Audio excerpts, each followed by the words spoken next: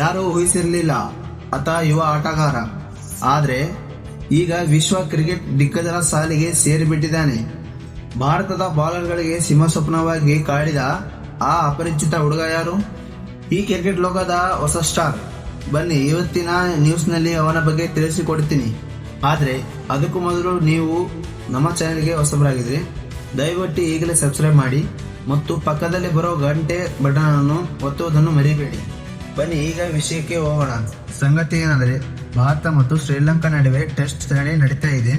ಇದರಲ್ಲಿ ಲಂಕಾ ತಂಡದ ಪರವಾಗಿ ಒಬ್ಬ ಆಟಗಾರ ಲಯನ್ ತರ ಆಡ್ತಿದ್ದಾನೆ. ಆತನ ಹೆಸರೇ ಸೊನಾಲ್ ದಿನೇಶ್.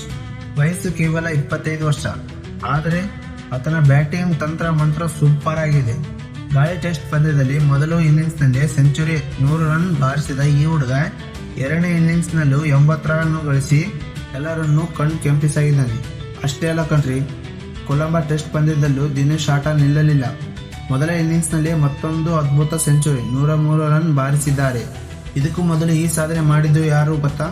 ಪಾಕಿಸ್ತಾನದ ಜಹೀರ್ ಅಬ್ಬಾಸ್ ಮತ್ತು ಇಂಗ್ಲೆಂಡಿನ ಎಡ್ವರ್ಡ್ ವಿಕಾಸ್ ಮಾತ್ರ. ಈಗ ಆ ಮಹಾನ್ ಆಟಗಾರರ ಪಟ್ಟಿಯಲ್ಲಿ ನಮ್ಮ ಲಂಕಾ ಹುಡುಗ ಸೊನಾಲ್ ದಿನೇಶ್ ಕೂಡ ಸೇರಿಕೊಂಡಿದ್ದಾರೆ. ನೀವು ಹೇಳಿ ಫ್ರೆಂಡ್ಸ್, ಈ ಯುವ ಆಟಗಾರನ ಆಟ ನೋಡಿ ನಿಮಗೆ ಖುಷಿ ಆಯ್ತಾ? ಇದರ ಬಗ್ಗೆ ನಿಮ್ಮ ಅಭಿಪ್ರಾಯ ಏನು? ಕೆಳಗೆ ಕಾಮೆಂಟ್ ಮಾಡಿ.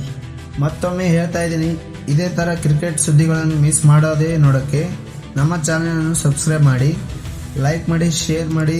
ಸಿಗೋಣ ಮುಂದಿನ ವಿಡಿಯೋದಲ್ಲಿ. ಧನ್ಯವಾದಗಳು.